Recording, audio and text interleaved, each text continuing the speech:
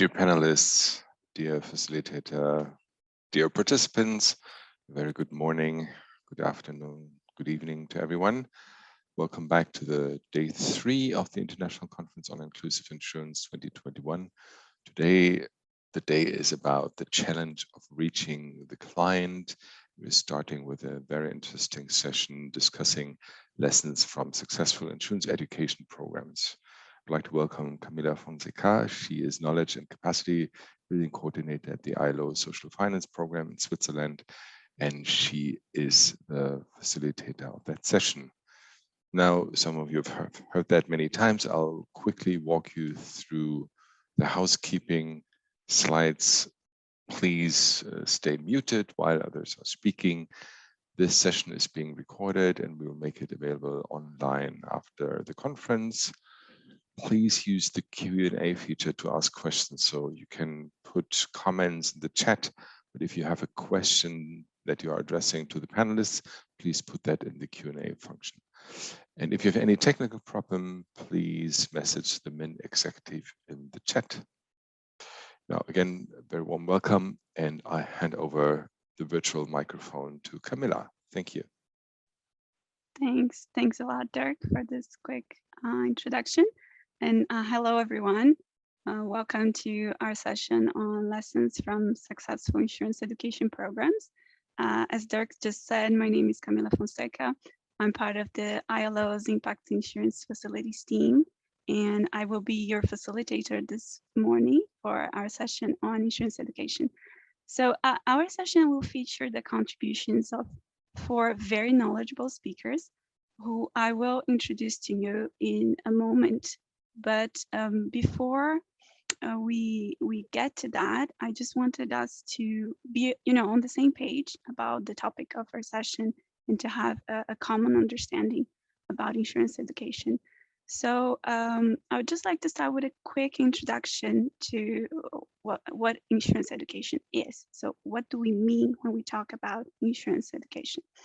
I guess we can define it as a systematic effort to raise awareness about risks and also about the role that insurance can play in addressing the risks, with the goal of developing knowledge, developing capacities, and also the confidence that consumers need to make informed decisions. So when we talk about insurance education, we want to go beyond just raising awareness and transferring knowledge. We really wanted to result in better risk management practices. And this focus on behavior change, it's really the key here. And it's also why we have now some experts from the broader financial education field talking more and more about financial capability and less about financial education. The idea here being that people should not only have knowledge, but they should also be able to identify their financial needs and to make better financial decisions. And why does this matter? So why insurance education is so important that we keep talking about it in all the international conferences? The first obvious reason is, I think we have already touched upon it a bit, is that informed individuals, they can make better decisions about how to integrate insurance into their risk management practices. And both at a household level, but also at a productive level, at a business level, which contributes to reduce their vulnerability. So if we are considering insurance as more than just a product that we sell for profit, but as a service, as a tool for social and economic development, then this is a very compelling reason. Now, a second reason is because informed consumers, they are more likely to know their rights. And in this sense, the insurance education goes hand in hand with consumer protection, which we should all be trying to improve as an industry.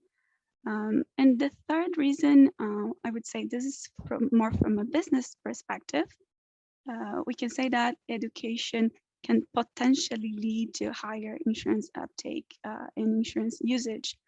The emphasis here really being on potentially, as this relationship is not as straightforward as we would like to think. There are many other factors that play a role in uptake of insurance.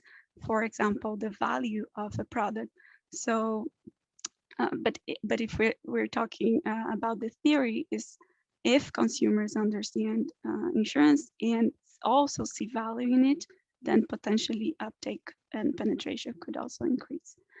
Now, now that we are all familiar with this concept of insurance education, and we also understand why it is so important to us as an industry, I would just like to discuss quickly some of the challenges that we face in this domain.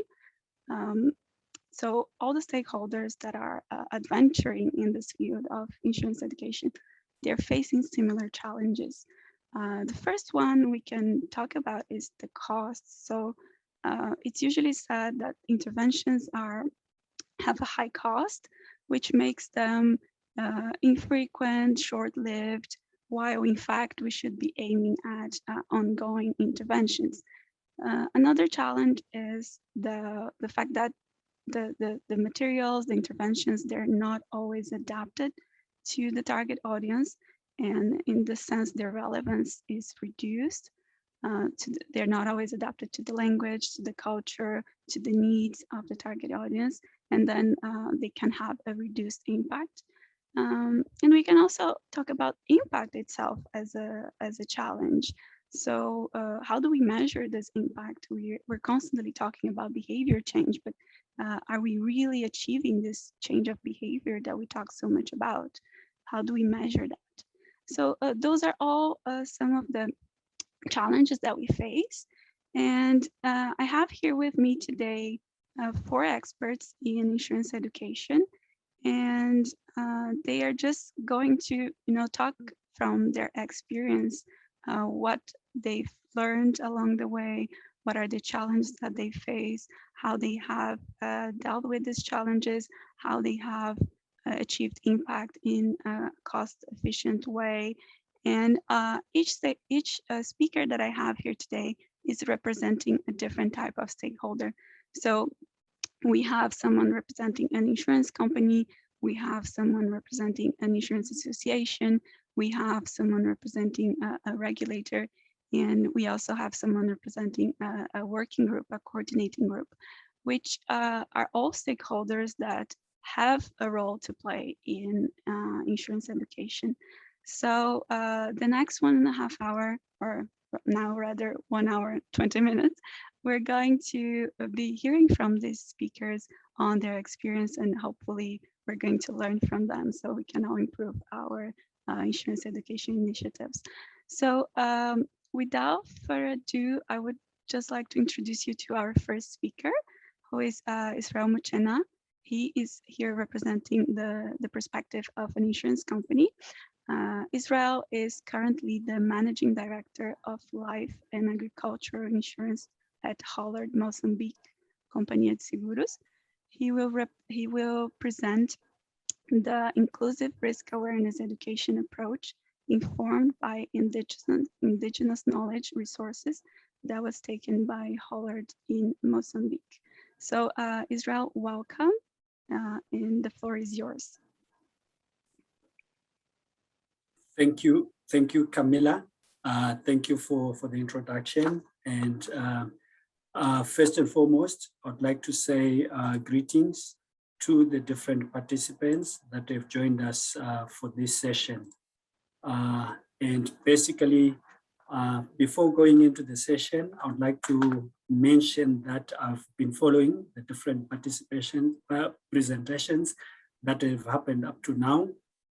And I would like to say upfront that we are actually making quite a lot of progress in the index insurance community, especially as far as technical knowledge is concerned, as well as this concept of using advanced technology to deliver very efficient risk mitigation solutions. So I'd like to state upfront that I acknowledge that, and it's important. And I actually think that a lot more work is required as we try to refine our tools.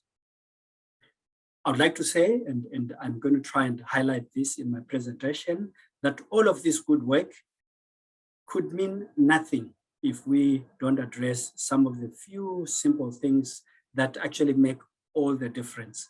And the reason why I'm saying this is partly because if we're going to be honest with ourselves, insurance in its current form is very boring, very uninspiring, and people are not generally not interested.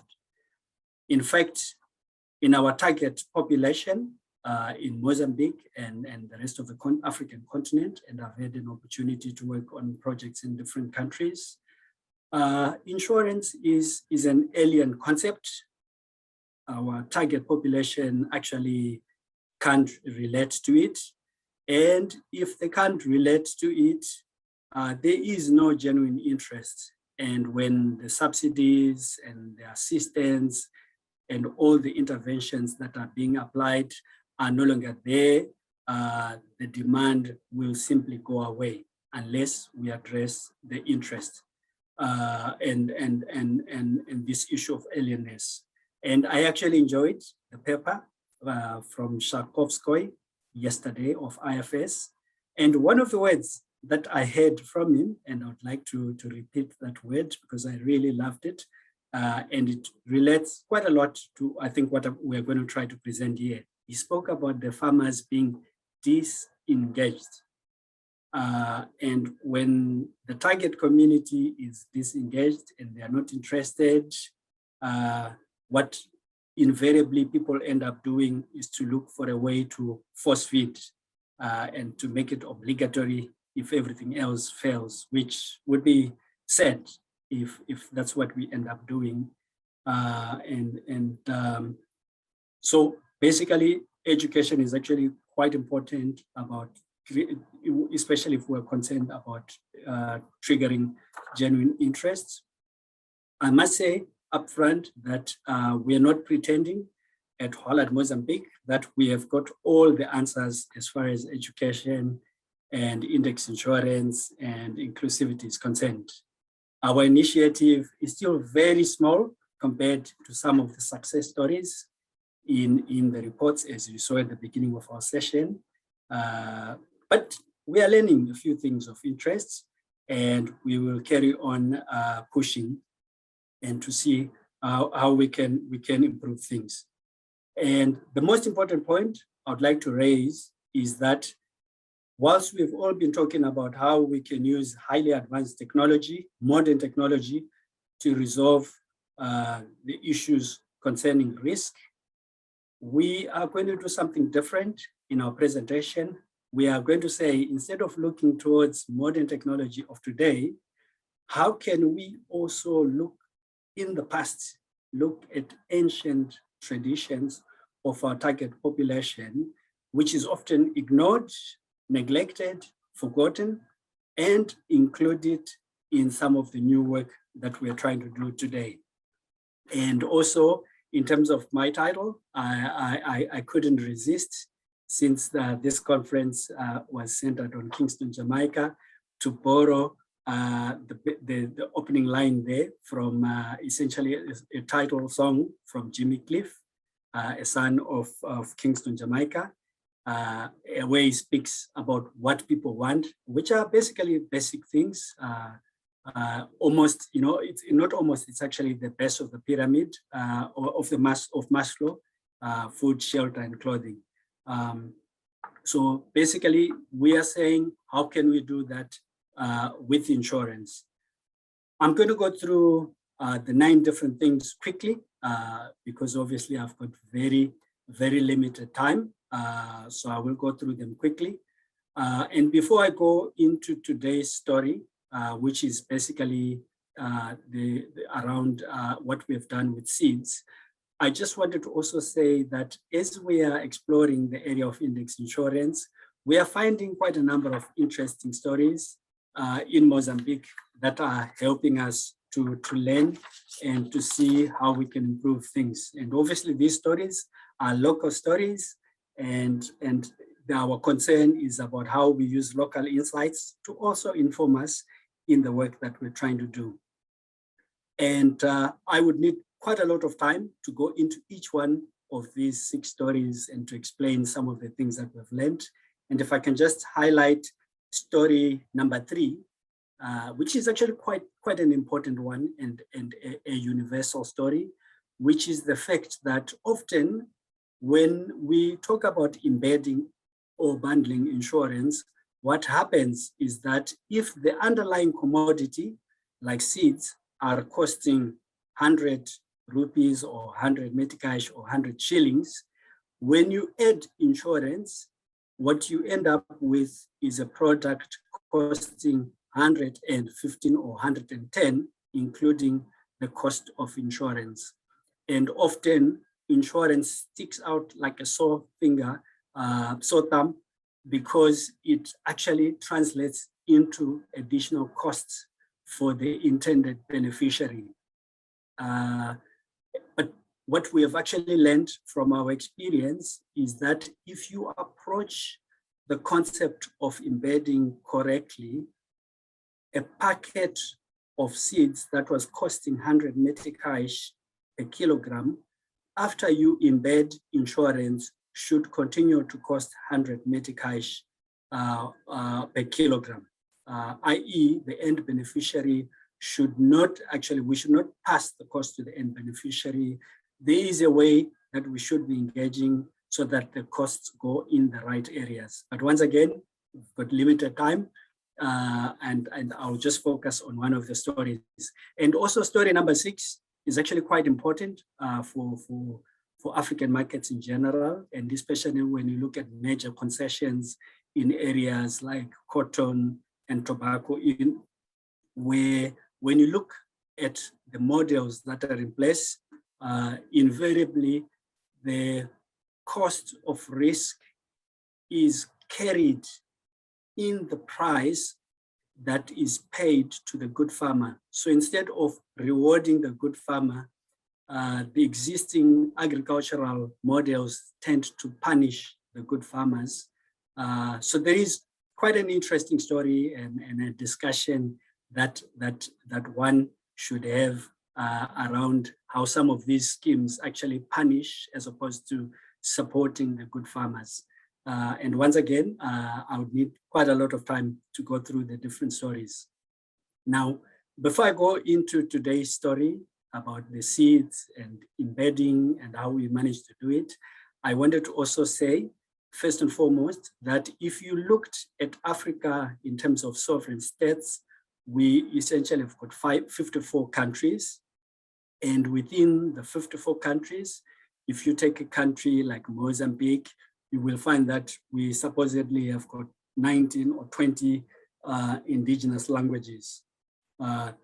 And because of that realization that we've got too many local languages, what tends to happen in insurance and all other services is that we rely on the so-called official languages, which are essentially English, French, and Portuguese, to try and get to the farmers. And these official languages, obviously there are issues versus going to the rural farmers, indigenous communities with limited levels of literacy. And obviously this is a bit of a continuation of our colonial legacy, and there are a lot of issues connected with that. And once again, I would need a lot more space to talk about how we need to address some of our supposed challenges of fragmented communities on the African continent. Now, instead of looking at Africa in terms of these colonial boundaries and this dynamic of French, English, and Portuguese, if you actually went into the history of African traditions and languages, what you will actually find is that just like in continental Europe, underneath Spanish, Italian, and French, you've got Latin as the underlying original language, mother language, from which the other languages have developed. In Africa as well, there is what is called the Bantu or the Bantu language.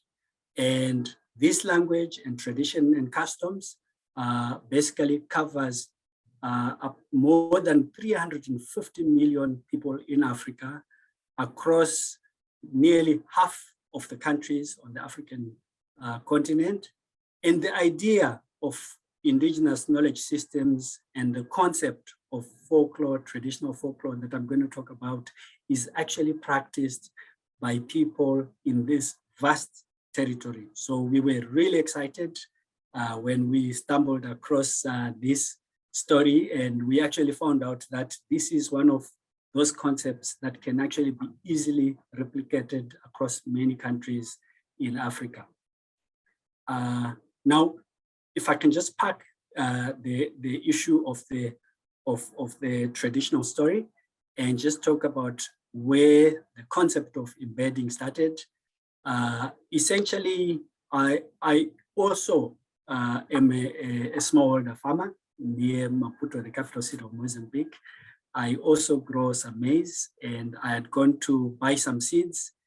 And as I was about to walk out of the shop, the salesperson said to me from Phoenix Seeds, "Congratulations, Mr. Muchena, you have actually bought high quality seeds, and your seeds are guaranteed."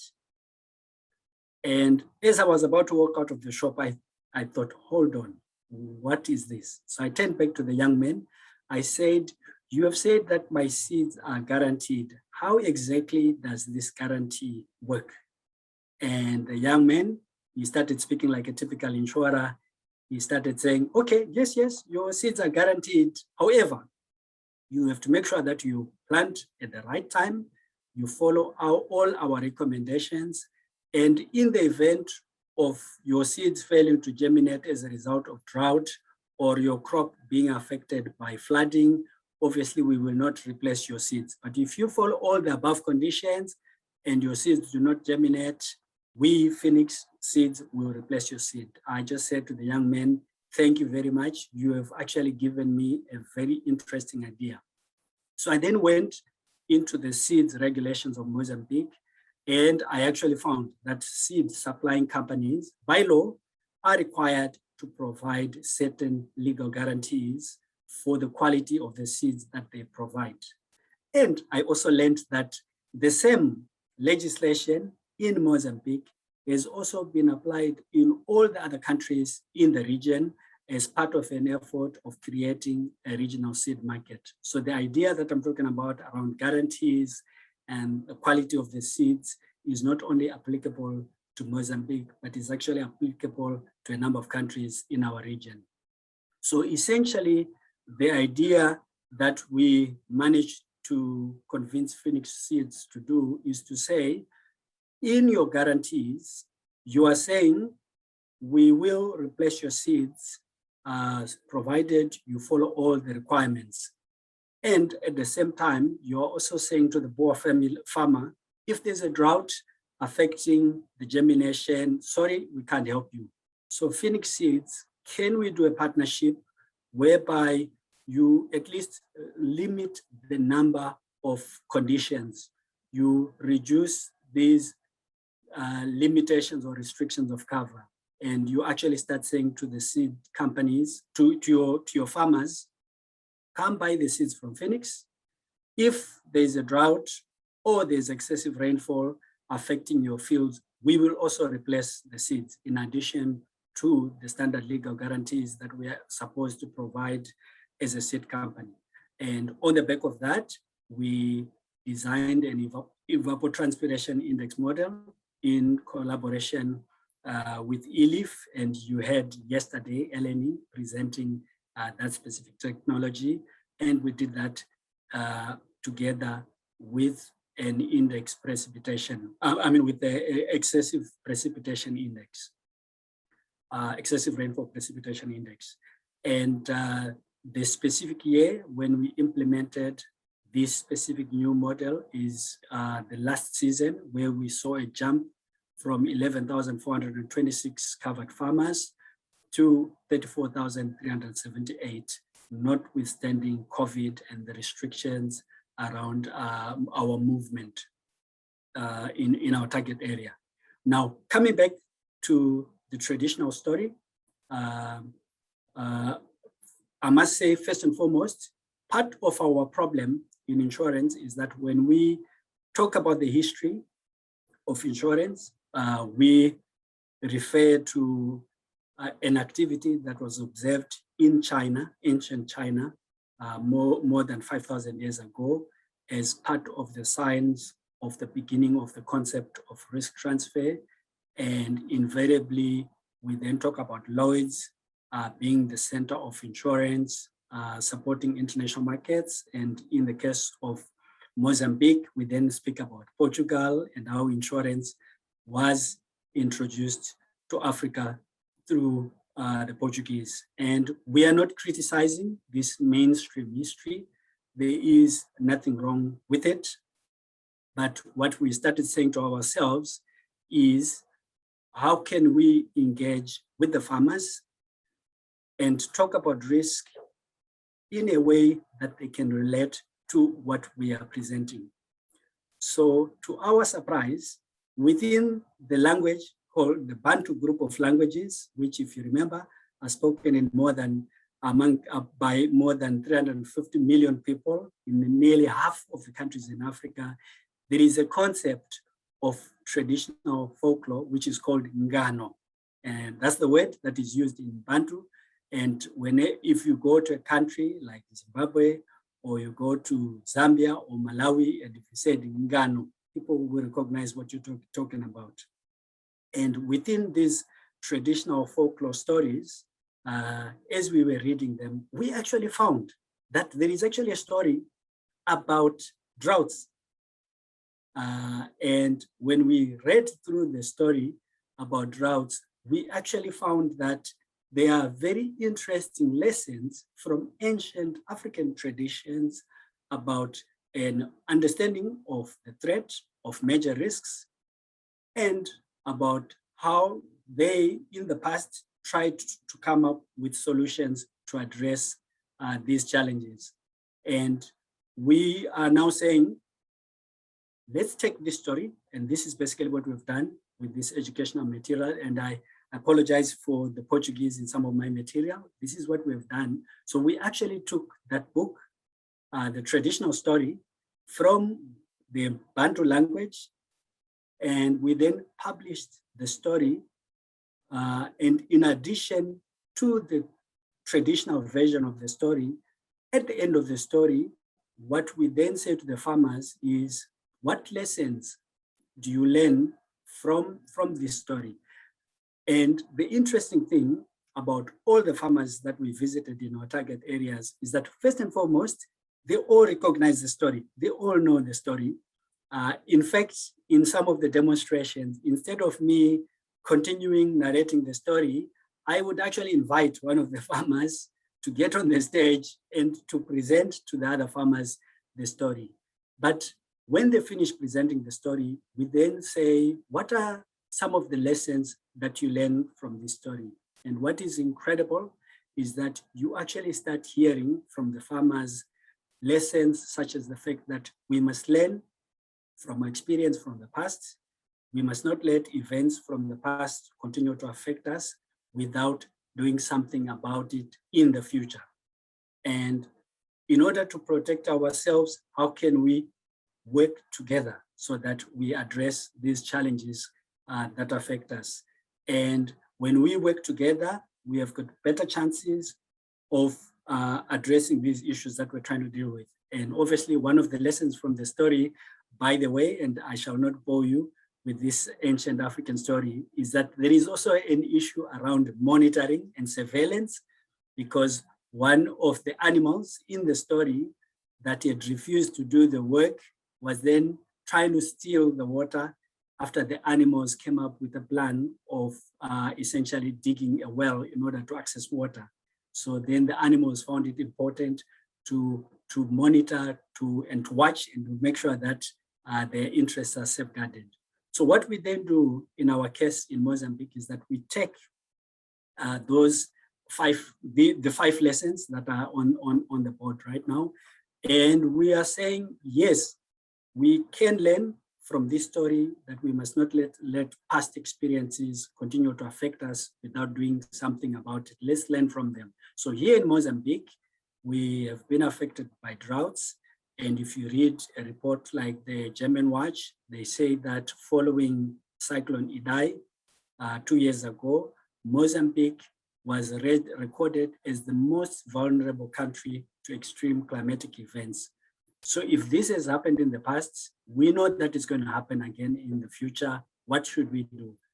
Here we are as Holland in partnership with Phoenix. We are saying if there is drought again in the future, or if there's excessive rainfall, here's a solution that we're proposing in order to at least reduce the impact of your losses. So we build our proposal of the embedded insurance index on the back of insights from that specific story. And the story itself, this is the back page of the book, and anyone who is interested, we can always send you the story. It's for free. Basically, we are showing the entities that were involved in sponsoring the publication of the story. And obviously, one of the things that we would like to do is to take that story and actually convert it into something audiovisual, as opposed to a story that I take to the different provinces in Mozambique and read it out. It would be quite nice to actually have an animation and be able to carry it on national TV, or also do something for community radios. So these are some of the plans that we have got in future. We're really excited about this story and the excitement that it generated. And I would like to thank, in addition to the entities registered on the back cover, the FSD AgriTask eLeaf World Food Program, and the insurance regulator that played a role in our initiative. Now, the three... Sorry, Israel, just sorry to interrupt you. You're presenting such an interesting case, but if I can just ask you to wrap up in 1 minute, because we have to move on to the next presentation. Sorry about that. No problem. No problem, no problem. So basically, our key lessons are that education is actually not a one-way process. When you listen to people, when they talk about education, often there is an implicit assumption that the target farmers are the ones that have to learn. We are saying, actually, we also can learn from the target farmers.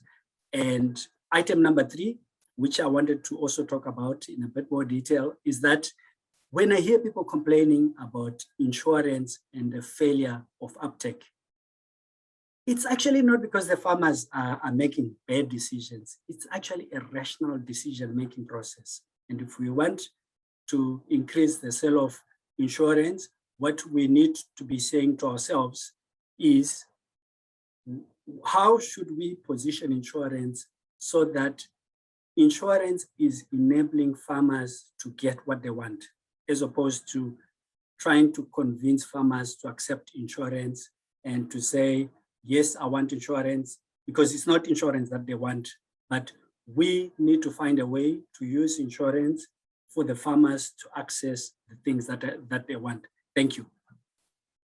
Thanks so much, Israel. Sorry for speeding you up towards the end.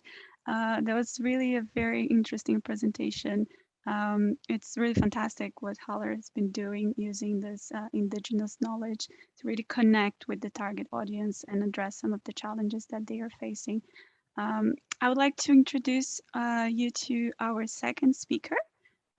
So our second speaker is Laura Enriquez from FASECOLDA. FASECOLDA is the Colombia Insurance Association. Laura is here representing the view of an association that is heavily involved in insurance education. She is a project coordinator with 5 years of experience in the financial sector, leading and developing financial education programs based on behavior change. So FASECOLDA is doing a lot in insurance education, and they have learned many lessons that Laura will share with us, hoping to inspire other associations to take similar steps. So Laura, over to you. Thank you, Camila. Good morning, everyone. Dirk, Israel, Isaac, Priya, and all the participants and organizers of this conference, and especially of this session. I'm going to share my screen, and I'm going to start the presentation. So, as Camila was saying, my name is Laura Enriquez. I am the Financial Education and Consumer Protection Coordinator of FASECOLDA, the Colombian Federation of Insurance Companies, and I'm going to present the experience that we have learned on working in Viva Seguro, that is our financial education program. I'm so glad to be here and to share this experience with all of you. So in order to start, when we first met with Camila, we talked about the challenges on developing financial education programs. As she was saying, the high cost of interventions, which make them infrequent or short-lived, or that they are not always adapted to the target audience, which reduce their relevance and don't allow the behavior change. So we want to start with this question: how have Viva Seguro achieved impact in a cost-effective way? And we have these 5 items to answer this question according to the experience we have gained in our program. So the first one is union is a strength. Business trade associations allows economies of scale. Viva Seguro is FASECOLDA allows that we have 34 companies that works joined in order to one financial education program and 2 other goals that we have. The first goal of FASECOLDA is promote the conditions for the sustainable development of the insurance sector and contribute to the country's progress. In order to that, we have 34 insurance companies that are working together and also that have an important budget that support the one financial education program. This makes that all the costs that have to make the companies are really low, but all of them can use the program. And in fact, they are the owners of the program, which make them easy to use them and doesn't use a lot of budget to all the programs. So the program is Viva Seguro. We have different channels, these information channels that we can see in the left side of the slide. So we have Facebook, that now we have more than 10,000 followers. Then we have the webpage, Viva Seguro.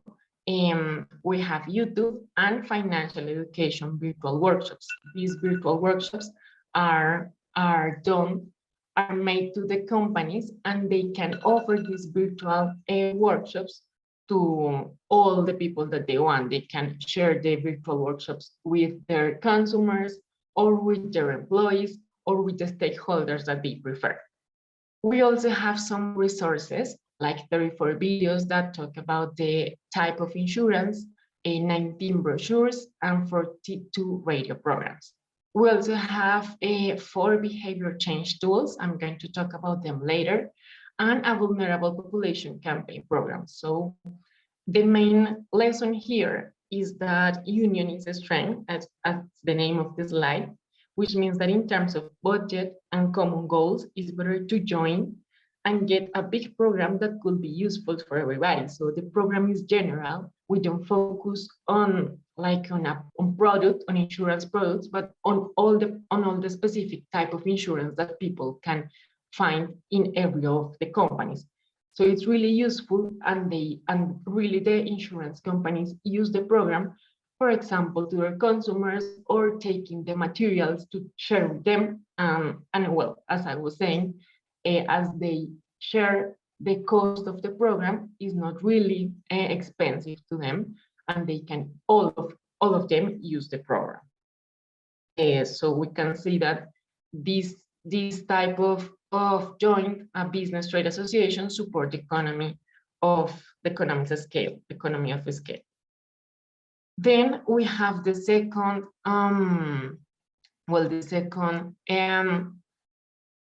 knowledge that we have learned on the program, and is evaluation, diagnosis, and adjustment. lesson-based strategies. So all of the strategies that I have mentioned were conceived because of previous evaluation. The first thing that we think when we are doing a strategy is human-centered. We focus first on the person, and then we have learned that it's important to have both behavior change tools, but also information channels. As I was showing in the last slide, we have some channels that are all information, and also we have some tools that support the behavior change. Why we have learned that? Because before every strategy, we have tried to make a study on an evaluation in order to understand how we can work better with people. And we have learned a lot about these studies, but we also are learning while we are developing every strategy. So at the beginning, we made a microinsurance demand study in 2008 in order to learn how people want to learn about risk and insurance. And here we learned that people prefer to learn about risk and insurance, for example, in radio programs or in TV shows. That's why our first strategies after 2008 was maybe 2009, 2010, where the workshops, the financial education workshops, at that moment they were not virtual, and also we developed these radio programs. But then on 2011 we developed an impact evaluation, and we realized that, well, these strategies that we have done, it means the radio programs and the workshops, support people to learn more about insurance, but not to change their behavior. That's why we start to develop a behavioral diagnosis in 2014 in order to learn how people behave, and how we could focus our strategies in order to the behavior of people. And that's why we developed 3 experiences more focused on how people could behave, and more focused on looking for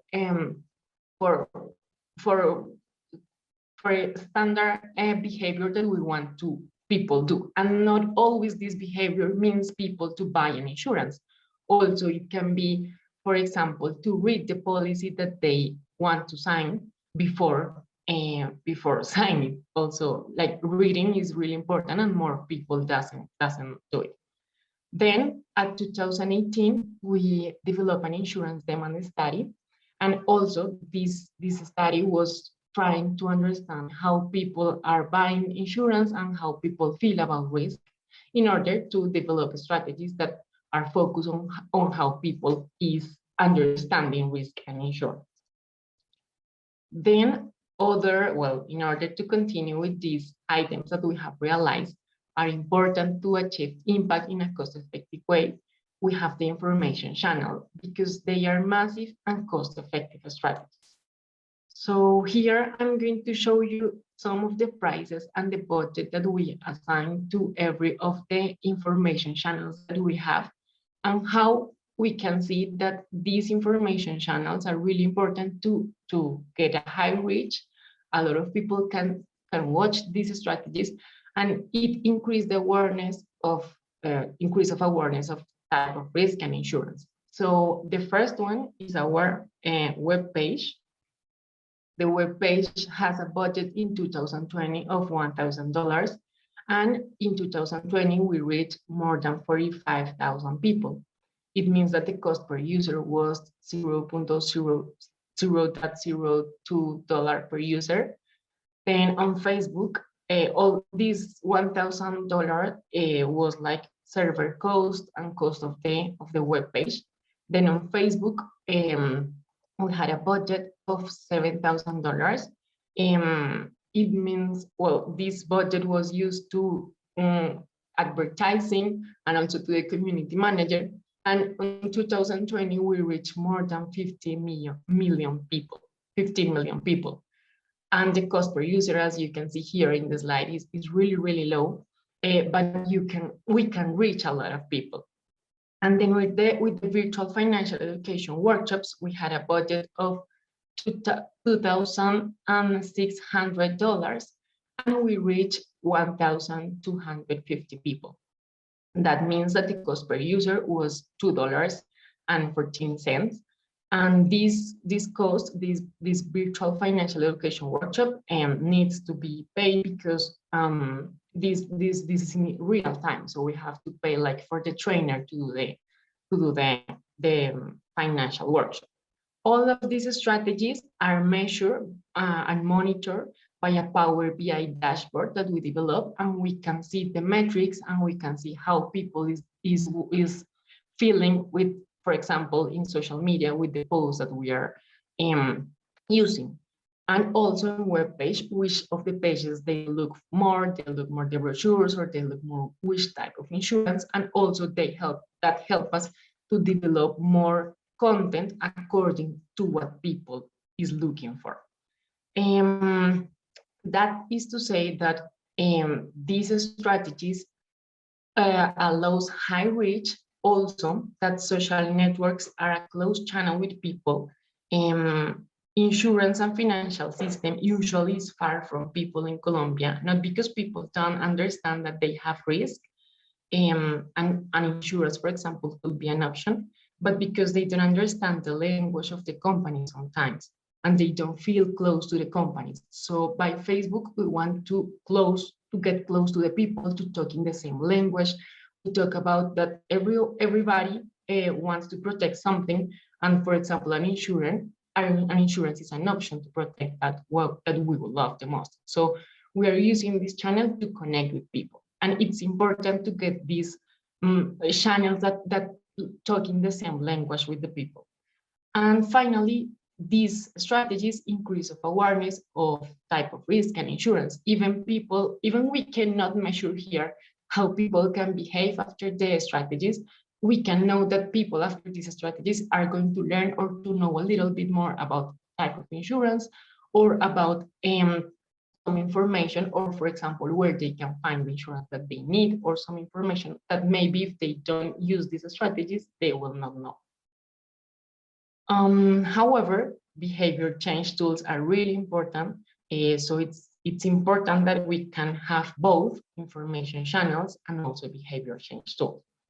These behavior change tools are segmented, so we targeted the audience, and we have 4 behavior change tools that are segmented by the age of people. So the first one is Nueva Pangea. Nueva Pangea is created and was developed for kids, and all of these strategies were born after this evaluation impact that we have done. So after the evaluation impact, we realized that it is really important to, it was really important to work with people and understand what is important to them, and create things that are important to people and that they feel really, really close to. So here we go around Colombia to different towns and cities, and we understood that students demand a more participatory role in their learning, and also teachers prefer activities in which students participate in the creation of knowledge. So we developed a pedagogical tool where students must complete missions, and in every mission they start to learn how to validate risk. And it's really useful because they can use it in every context. So it's different here where I am, that is Bogota, the capital. And also it's different if we go to a different town that is maybe near the beach or in another place. But this strategy could be used in every place because everyone can validate their own risk. So this strategy has been made also with the Education Ministry. I'm going to talk about a little bit more about that later, but it's a strategy that looks for students to understand what is important for them and how can they protect that. Then we have Sueñoscopio. This is a strategy that is focused to young people. And this was born because in the diagnosis evaluation that we have done, we found these 2 learnings. The first one, that is that there is a positive relationship between insurance ownership and the realization of undertaken projects. And also there is a positive relationship between an optimistic view of the future and the willingness to buy or renew insurance. So this second learning means that we don't have to talk about in a negative way, but in a positive way. And also that we should connect education financial strategies with the dreams and the goals that people want to achieve. So Sueñoscopio is now it's a virtual financial education strategy that we have. In fact, Sueñoscopio is in Viva Seguro webpage. So there, the young people can go and there is a trip around the universe and they have to go to 4 planets in which they start to learn how they start to realize which dream they want to achieve and what do they need to achieve that dream, and also what can be difficult to achieve that dream. So they are the risk and how they can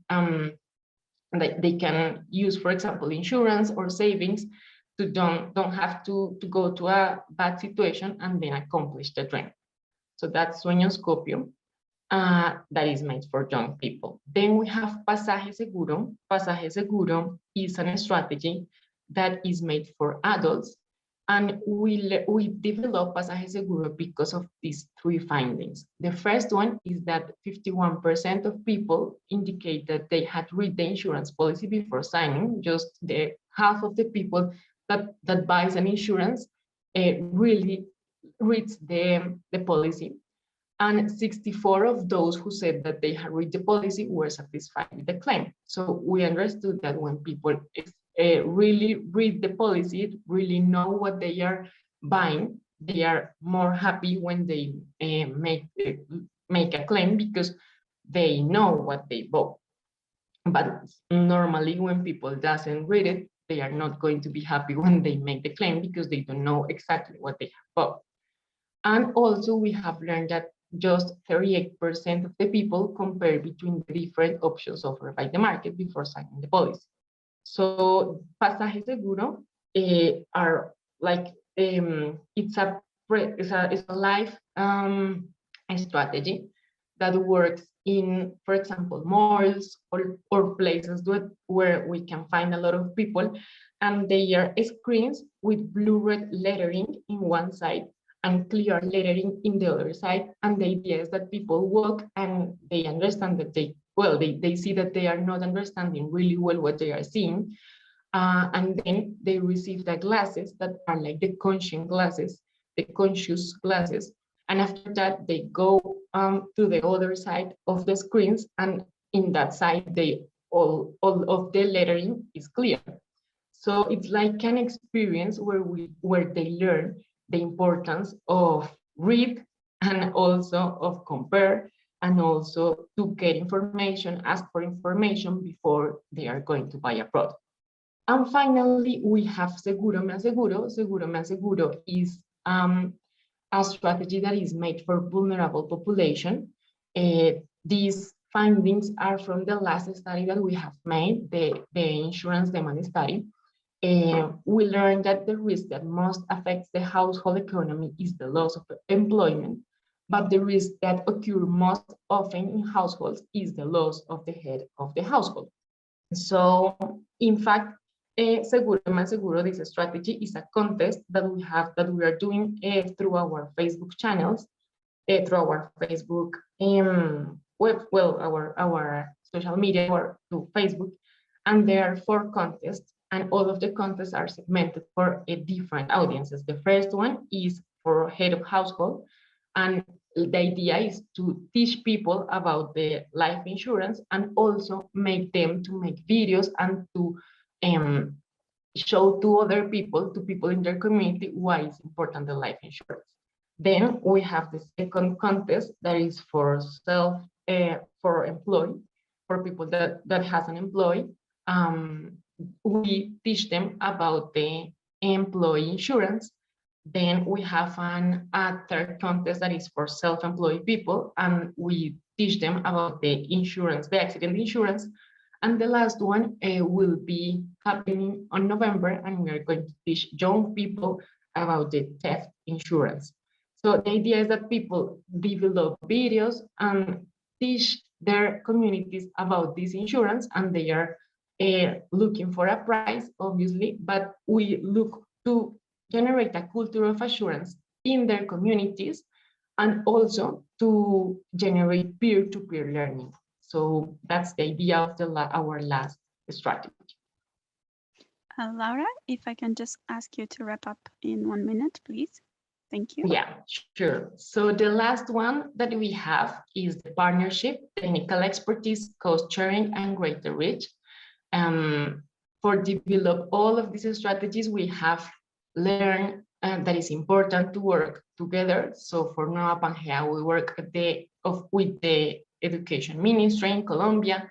For the insurance demand study, we also work with the regulator and with the inclusive with the financial inclusion institution of the government. And for the impact evaluation, we really work with the organization, like the International Organization, Labor Organization.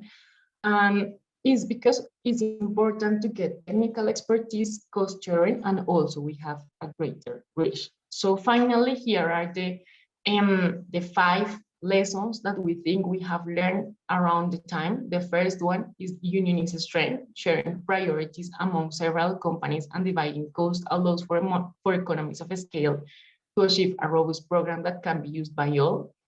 Then the evaluation, so research, pilot, evaluate, adjust, and document experiences to find out what works and what does not. Finally, not finally, third, is important to have information channel because massive strategies are useful to provide information and should be maintained because they are cost effective and generate great reach. Behavior change tools are also really important. So financial education requires targeted initiatives and focus on behavior change to foster healthy financial attitudes and behaviors. And finally, partnerships.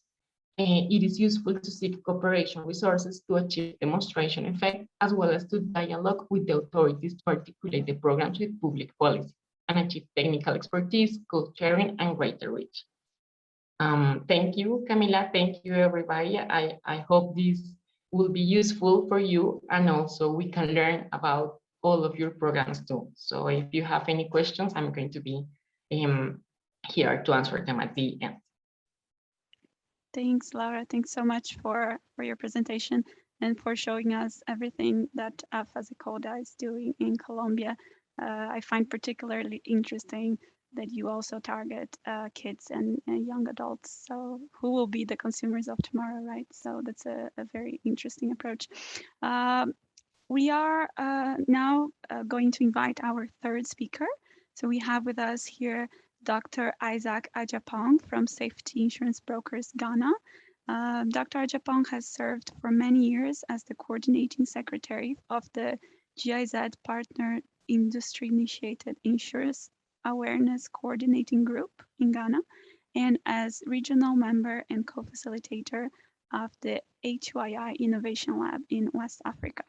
He will discuss the role of the Insurance Awareness Coordinating Group in scaling up market measures in Ghana from 2015 and 2020.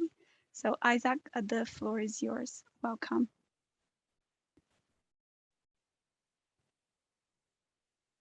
Thank you, Camila. Good morning to everybody. It's morning on my part, so afternoon to those who have that time zone. Also want to thank Derek, Catherine, and the team and all the organizers. I know it's not be easy, but they've done a fantastic job.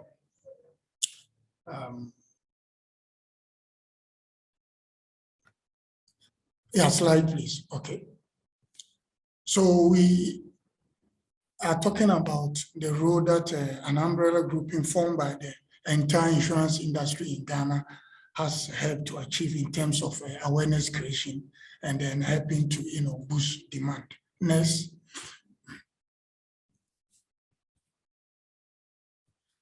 Yeah, so by way of presentation, we look at the group and then what they have done, the impact, do some cost benefit analysis, and then the main lesson learned. Next.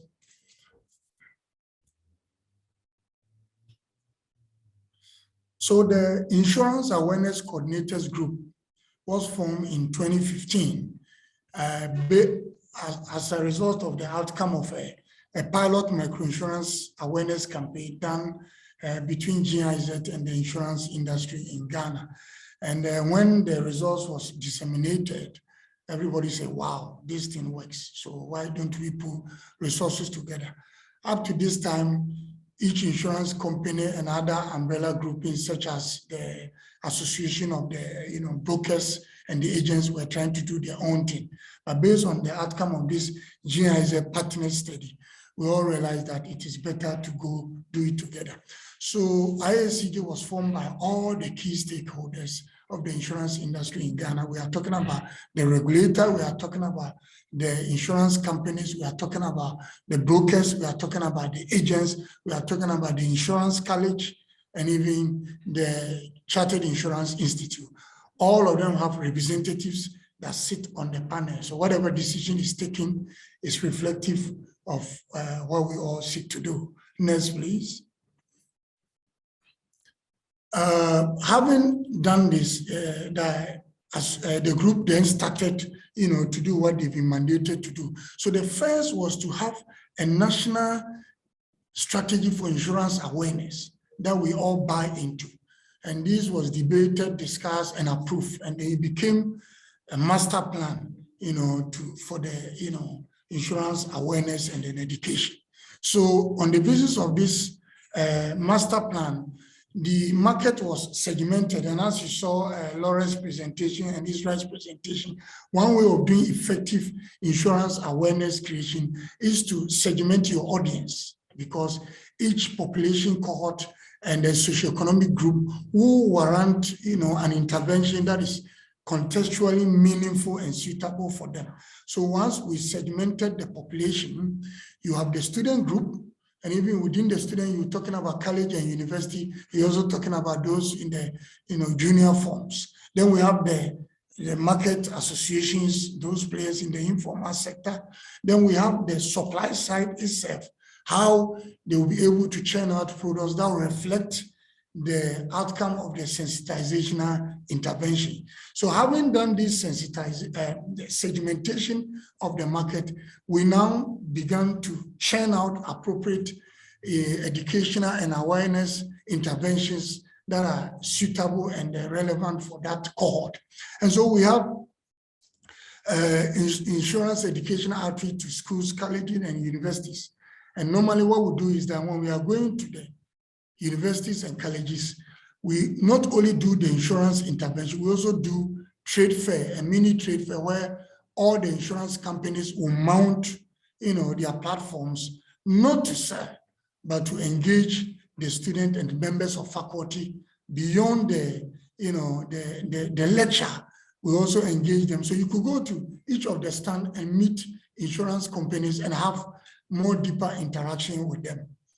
And then we have awareness outreaches to churches. In Ghana, the religious component of our population is very, very strong. You're talking about, 72 plus, Christians, 15 plus Muslims. And so you cannot be in a market like this and not have sensitizational measures towards this market. So ICII also has, a component of our intervention that targets the religious groups, especially churches with large following. Then we also have the radio. I was so thrilled when Laura mentioned about radio. In Ghana, the impact of radio cannot be overemphasized. You cannot be doing mass educational intervention and overlook the importance of radio, as a channel of sensitization. And therefore we use radio a lot. What we do is that it is not pre-recorded. When we are doing radio sensitization, it is live. When we were starting, the industry was like, are you going to put us on the spot? What about if, questions come, but we were able to, cite them that it works better that way in Ghana. And so once it's live and you have experts on air, real time, you have a lot of people phoning in and engaging them. And we found out that it works very well for us. in Ghana. And then along the line, we introduced what we call the novelty jingle. We have always had jingle. Insurance companies have been using jingle for their marketing.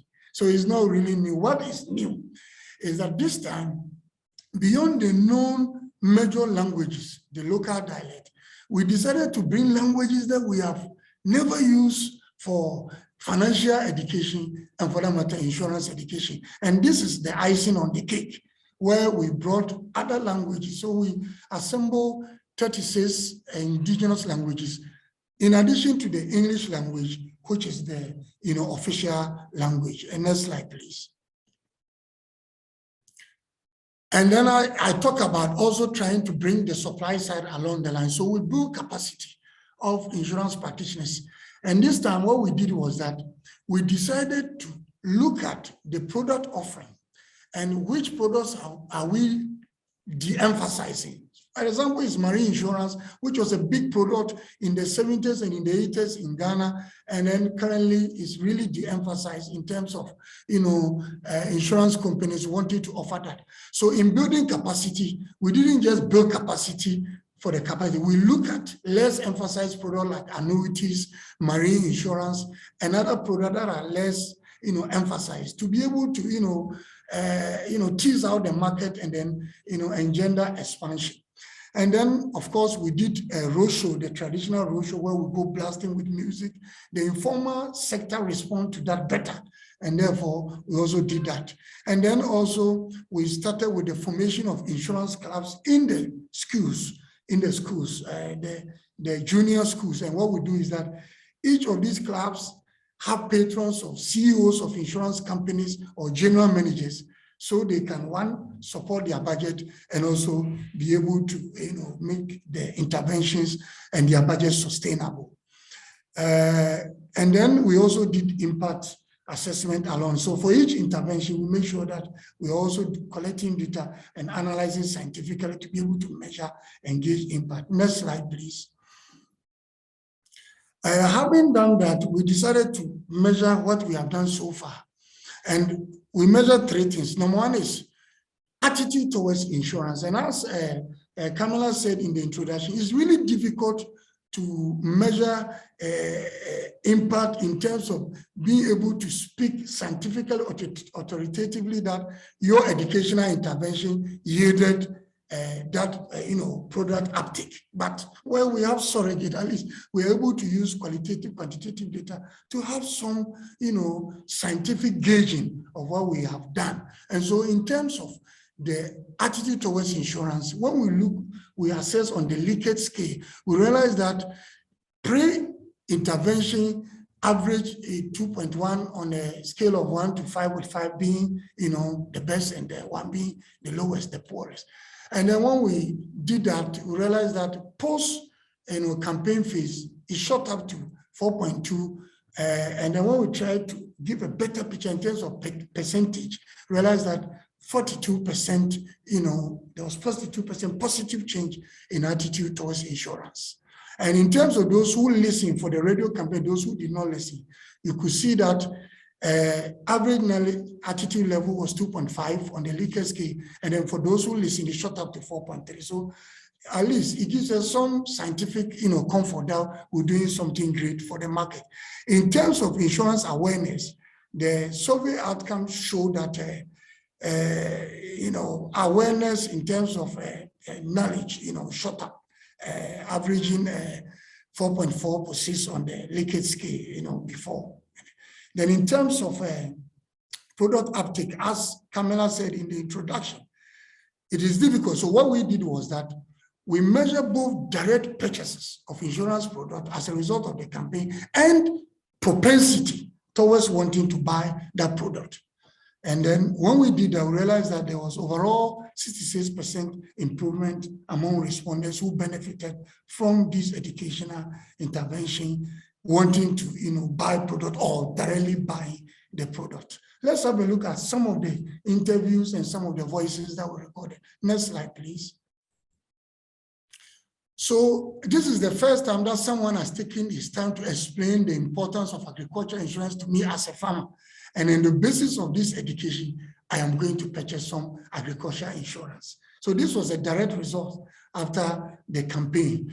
I am phoning in to thank the organizers. Up to today, I never knew we inland canoe fishermen could, buy insurance. And therefore, we local boat owners and fishermen in a particular town where we have a large, lake with a lot of fishermen, in the northeastern part of Ghana, on the basis of the radio campaign, they're saying that as soon as you leave the studio, we have organized ourselves. Please come, we are ready to buy. And in this instance, I happened to be around with one of the insurance companies.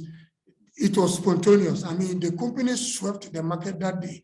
All of them, together with the association, bought some products for their association.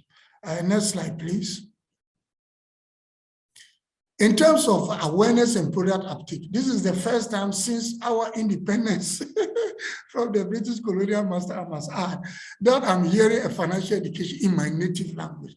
This is a language that has never been reached with financial education. And the first time in the insurance education, they heard their language, they say, it has never happened before. And I really understood the cushioning effect of insurance policies on those who buy insurance. And in this one said, Master, thank you very much for playing my language on radio. This is a minority language called Safalaba. And almost all our educational intervention, they are subsumed under a bigger language called Gonja. And because Gonja is a major language, anytime they are doing educational intervention, language like Safalaba Kotokoli are all subsumed under, the regional language that is popular. But for the first time, we're able to tease out this minority language. And he said that even though I speak Gonja, you made a greater impact on me when I was hearing my mother tongue, And on the basis of that, he said, from here, I'm moving to the local insurance company to look for appropriate product to buy. Next slide, please. In terms of cost-benefit analysis, it's expensive, as other speakers have alluded to that fact. It's expensive. Any national educational intervention sensitization we have done, it has not cost us anything less than 200,000 euros. And the protocol undergirding the ICII will not allow me to overly disclose, a lot of, financial, figures. But, suffice it to say that when we go to a school, on the average, we are spending 20,000 euros because you are giving education on pen drives, you are referring students to, social media platform. In this paper, we decoupled social media intervention from this. That's why you will not see me mention social media, because in ICII intervention, social media educational intervention span on its own spine, and other educational mode, traditional, also stand on another spine. So we've been careful to decouple the two. That's why you will not see me like Laura referring to, the social media component. These are referring to the traditional component where, we are doing leg education, we are doing radio education, and so on and so forth. And then also when it comes to the radio jingle, it's much, much cheaper. We're talking about 5,000 euros using on about 50 radio stations that covers about 80% to 90% of the population. So it's a massive, massive, massive, massive educational intervention. And we are doing this in 36 languages, with each of them having a thematic educational intervention. So at the end of the day, you have each language having 4 series of thematic educational intervention. We have insurance is good for you. Insurance is affordable. When you buy insurance, know your right. When you buy insurance, know your responsibility. These are the 4 thematic, areas. And then in the full paper that I submitted, which Min and then the organizers will share, readers can have access to that. There are, of course, budgetary constraints. Under the ICII protocol, all the agencies and the groups have budgetary allocation. So the regulator has a percentage of contribution. The industry, represented by the insurance companies, have the chunk, and they are supposed to, foot this budget and give us annual subvention every year. And of course, you have partners like GIZ and the other bodies also giving us some, support financially and technical wise.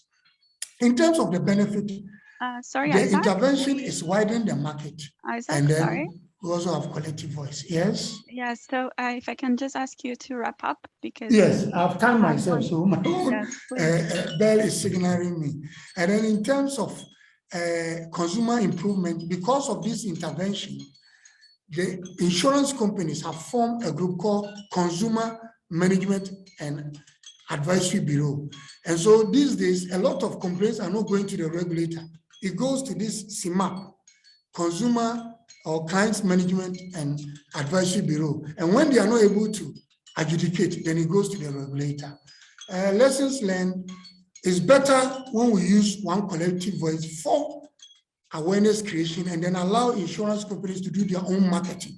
When you give insurance companies the opportunity to do marketing, to do education, they convert it into marketing and it confuses the market. So we are saying decouple the two. Let awareness and education be awareness and education, and let direct sales and then marketing be that. And then also we have seen that when you indigenize and you contextualize awareness, you help boost the market and then interest them. And then of course, collective funding, bring lesser burden to each of the groups in terms of their budgetary, requirement. And then when we do that and blend the two with legwork and then digital approach, we achieve better. Next slide. Thank you very much. Thanks, thanks, Isaac. And let's jump into our last presenter since we're running a bit out of time.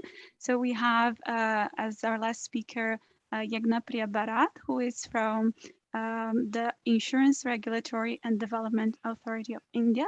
She's the Chief General Manager at the regulator, and she has over 35 years of experience in the insurance sector. And she's also the director on the board of the National Center for Financial Education. So Priya will talk to us about how the regulator has been involved in India in improving insurance education. Priya, over to you. Thank you very much, Camilla. And greetings from the Insurance Regulatory and Development Authority to everyone here. Good morning, good afternoon, good evening. May I have the presentation, please? Thank you.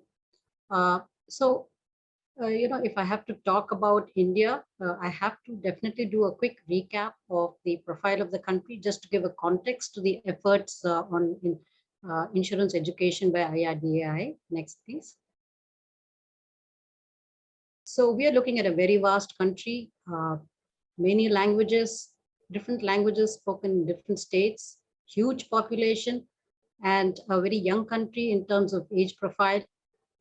Literacy rates are improving, and insurance density and insurance penetration, tremendous scope for improvement. So that's the canvas of the country. Next. If you look at the insurance market, it is largely individual driven in terms of premiums that are procured, but you can see the huge gap that is there in terms of the number of policies vis-a-vis the population, the number of insured vehicles vis-a-vis the actual number of vehicles that are there on the road. Similarly, health, there's a huge gap.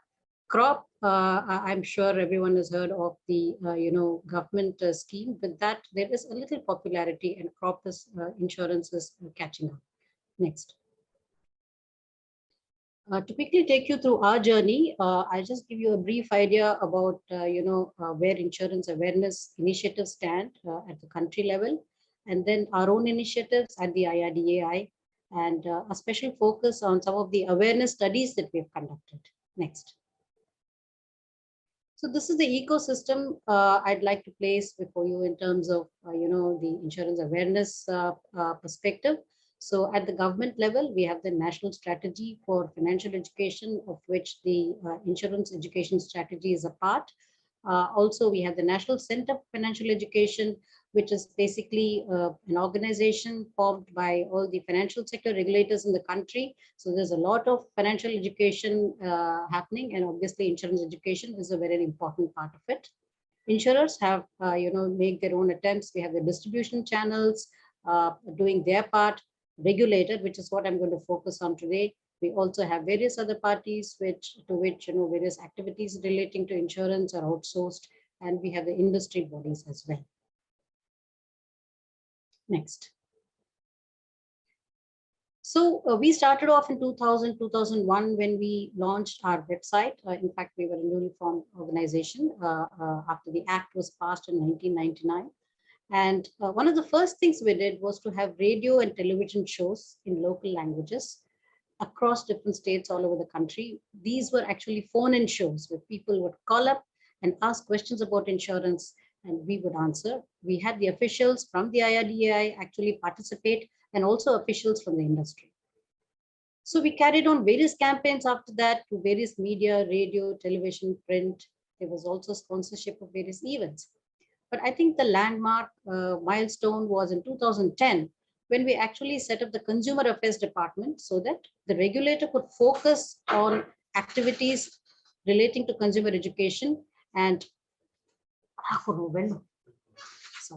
sorry about that. So where the regulator could actually, specifically focus on consumer education activities. We also had a very important initiative called the Integrated Grievance Management System, which basically is a very unique system wherein the regulator is connected to the various insurance companies through web services. And we have a central repository of complaints wherein 10 years data is collected. So this data is analyzed and a root cause analysis is done so that we know the areas of concern and the areas on which we need to concentrate as far as education is concerned. Next.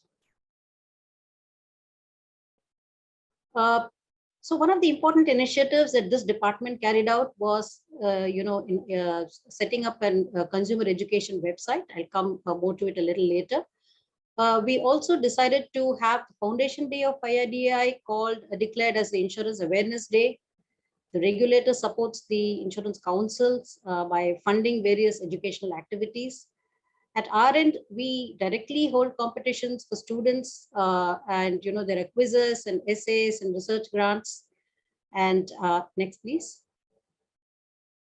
So coming to the website, there's a lot of information on the website. Information about the regulator, about buying insurance, making a claim, complaints. The interesting part is the various modes with which we have included here. For instance, we have comic books titled Ranjan and his Tryst with Insurance. So Ranjan is a common person who is trying to learn about various aspects of insurance. These comic books have actually been turned into small videos. We also have handbooks on various segments of insurance like life insurance, motor insurance, health insurance, etc. Next, please. So in addition to using the media like radio and television, we also use the metro, the trains, the local trains that we use for various campaigns. And most importantly, we have periodical consumer education seminars wherein all stakeholders are involved. And so this is a way to reach out to all the stakeholders on the regulator's part. Next. This is something I'd like to focus on. So when we set up the Consumer Affairs Department in 2010, we carried out an awareness survey, which basically consisted, the universe size was 30,200 respondents. And we spent about $2 lakh for this whole thing, because we must remember how vast the country is and that we needed to cover all the geographies. So we had a 3-stage stratified sample design wherein we chose districts from different states and union territories, and within the districts and the villages we chose households. So there is actually a comprehensive report on the findings of this survey. I've given the link to that. It's available on the IRDAI website as well. And all geographies were covered across the country, both rural and urban. And as part of this survey, the socioeconomic profile of the people who were actually interviewed was also captured. So out of this 30,200 respondents, we found that 73% of them actually had some kind of insurance policy. The rest did not. But of course, it's important to remember that the people who were actually, surveyed, they belong largely to the middle class and also to a certain extent the other classes. But predominantly you had the salaried class who were there, and also people who were self-employed, both agriculture and non-agriculture. Next, please. 5 years down the line, that is in the year 2015, we had a post campaign. So what happened between 2010 and 2015 is we had various, education strategies, some of which I have briefly mentioned, but there were regular campaigns year on year, and various platforms that we use for insurance education. So 5 years down the line, we kind of spent probably a little more than what we spent earlier to carry out the survey. And we had the same sample design, sample size, and here too, socioeconomic parameters were captured. The next, please.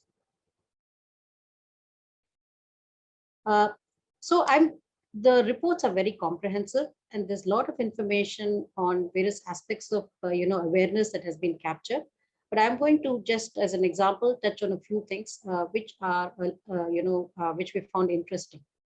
Now, we wanted to understand why people did not insure.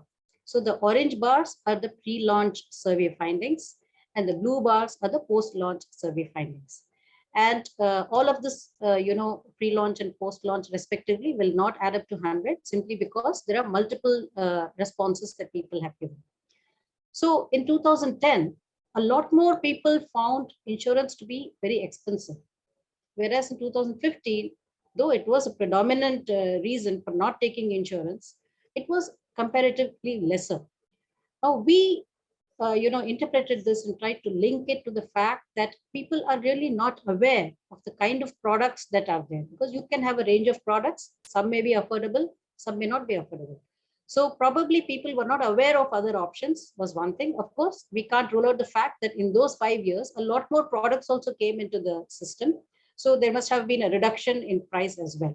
But if you see the next parameter, if you look at the reason that there were limited range of products, you'll find that in 2010, a lot more people felt that there weren't enough products, and much less in 2015. So yes, probably they got more aware of the various options and choices, notwithstanding the fact that more products also would have been introduced. Next. When we try to understand, because we need to take a call as to whether we have to have the same approach when you're addressing rural areas and urban areas, we found that the perception of households about insurance in the rural areas and the urban areas was not really different. So at the top bar, you have the rural and the urban at the bottom. If you look at the way these bars actually go, you'll find them pretty similar. So a lesson we learned from this is, yes, probably the message that you want to give can be similar across the country. Next. We also looked at the cohort of insured, the group of insured population and uninsured population, and wanted to understand what they feel about insurance. So here again, the pattern between the group of those who are insured and those who are uninsured in terms of what they think insurance is all about or what insurance does is not very different.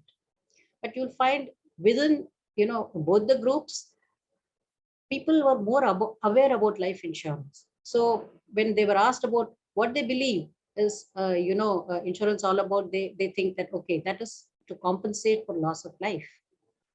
And people who thought about compensation for damage to assets was surprisingly much more in the pre-launch survey, and it was much less earlier.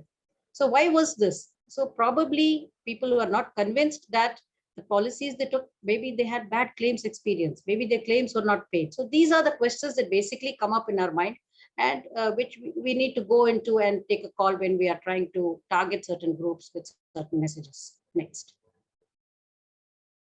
How did insured households become aware of life insurance?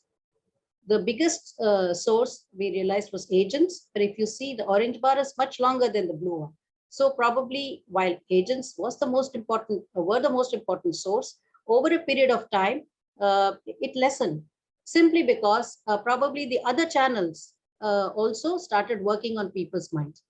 But one finding here that surprised us was in the post-launch, people said that, got us thinking rather, is people said, we don't know. So we probably think that they don't remember how they learned or became aware about insurance, because they have been knowing about insurance for some time. So that certainly is an indicator that, yes, somewhere it has been inculcated. They don't recall exactly how they learned about insurance. Next. And what do households feel about the benefits of life insurance? So again, if you look at people getting convinced both in the insured and the uninsured groups as to whether it's the best safeguard against risk, the people in the post-launch survey, definitely slightly more number of people felt that yes, it safeguards me against risk. And many people did think that it was a saving for the future. So again, the number of people who thought that it was a saving for the future also increased by the time we had the post-launch survey. Next. I did mention, Kamala did mention about the National Center for Financial Education, where I happen to be a director on the board. And this is an organization which is set up at the central level by all the regulators. So the NCFE also carried out a couple of surveys, one in 2013 and one in 2019 on financial inclusion. And of course, insurance was subsumed in that. So in terms of awareness about the various types of insurance, as I mentioned, if you see the numbers here, the percentages, there's not really much of a difference in the pattern of understanding by the rural population and the urban population. And also in terms of increase in awareness, there certainly is a slight increase in awareness, especially when you are looking at health insurance and crop insurance. So this was at a more macro level, but this was a slightly bigger universe size of 75,000 adult responses.